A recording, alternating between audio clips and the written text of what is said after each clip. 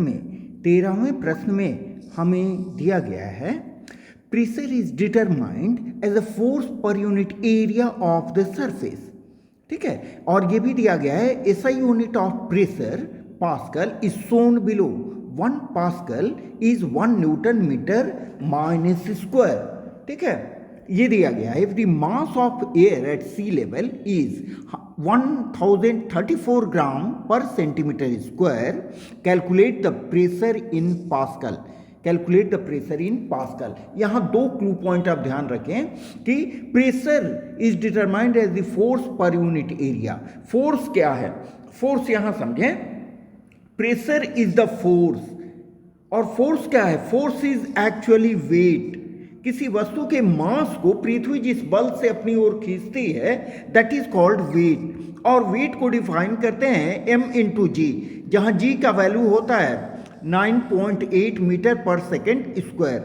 ठीक है, बस यही चीज़ ध्यान में रखना है। और यहाँ ये कि ग्राम और यहाँ सेंटीमीटर माइनस स्क्वायर है, तो ग्राम को कन्वर्ट करना है न्यूटन में और सेंटीमीटर माइनस स्क्वायर को कन्वर्ट करना है मीटर माइनस स्क्वायर में। ठीक है, तो यहाँ देखिए फर्स्ट में हम यहाँ सेंटीमीटर स्क्वायर को हमने यहाँ कन्वर्ट कर दिया है मीटर स्क्वायर में। ठीक है, और दूसरी बात ग्राम को यहाँ इस फैक्टर, पहले फैक्टर से यूज करके हम केजी में कन्वर्ट करेंगे। ठीक है, फिर उसके बाद इसको कन्वर्ट करेंगे न्यूटन में, इस फैक्टर को, फर्स्ट फैक्टर को यूज करके, एंड फाइनली इस फैक्टर को यूज करके हम पास्कल में कन्वर्ट करेंगे। आइए देखते हैं। वेट इज इक्वल टू क्या हो गया हमारा? Mass by centimetre square. देखिए यहाँ सेंटीमीटर माइनस स्क्वायर जो है ये नीचे में गया तो सेंटीमीटर स्क्वायर हो गया। यहाँ जी का वैल्यू हमने लिख दिया तो हमें मिला ग्राम मीटर पर सेकेंड स्क्वायर।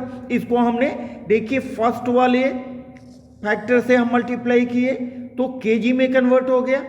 ठीक है, फिर न्यूटन के लिए जो फैक्टर हमने यूज किया था उसको यूज किया तो ये न्यूटन में कन्वर्ट हो गया, एंड फाइनली पास्कल के लिए जो फैक्टर हमने लिया था उसमें कन्वर्ट कर दिया। हमारा आंसर आया, final answer 1.01332 into 10 to the power 5 pascal.